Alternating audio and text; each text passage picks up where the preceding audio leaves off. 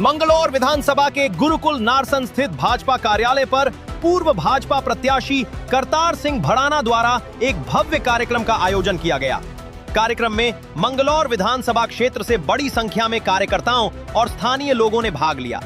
इस मौके पर करतार सिंह भड़ाना ने कहा कि उन पर उत्तराखंड की जनता का कर्ज है, जिसे चुकाने के लिए वो पूरी निष्ठा और ईमानदारी से जुटे हुए हैं। मैंने तो देखो, काम तो कभी पूरे नहीं होते, क्योंकि मालिक भी से भी जो सब कुछ दे सकता है वो भी नहीं दे पाते हैं।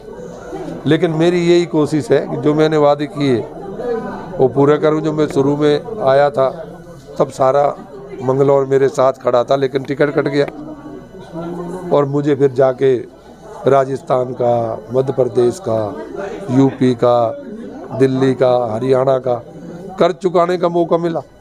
और अब फिर क्योंकि अब ज़्यादा टाइम नहीं है, कितने दिन रहना है, उसमें अभी जो है देवभूमि का कर्ज बाकी है, क्योंकि ज़्यादा तो यहीं रहे होंगे, देवभूमि में रहे होंगे जब पीछे साधु फकीर बन के, तो यहाँ का कर्ज ज़्यादा है। उस कर्जे को चुकाने के लिए ही आए हैं और उसी को चुका के जाएंगे। उन्होंने कहा कि मंगलौर क्षेत्र को विकास के मामले में किसी भी सूरत में पीछे नहीं रहने दिया जाएगा और वो मंगलौर को बेंगलुरु की तर्ज पर विकसित करके ही दम लेंगे। करतार सिंह भड़ाना ने कहा कि चुनाव के दौरान जनता से किए गए सभी वादों को पूरा करना उनकी प्राथमिकता है। मंगलौर को वो मैंने बोला था जब मैं आया था, तो उस दिन रोड पे मेरे इस्लाम के भाई और ये हजारों की तादाद में घेर के खड़े थे, तो मैंने बोला था। वो कहने लगे, आप भाई पत्रकार साथी पूछने लगे वही जो आज पूछ रहे हो। तो मैंने यही बोला था कि मेरी तमन्ना तो ये है कि मेरा मंगलौर बेंगलौर जैसी तरक्की हो जाए और उतना ही विकास जो वहाँ पे वो यहाँ हो जाए। मंगलौर की जनता के लिए वो दिन रात मेहनत कर रहे हैं और आगे भी पूरी ताकत के साथ क्षेत्र के विकास में लगे रहेंगे।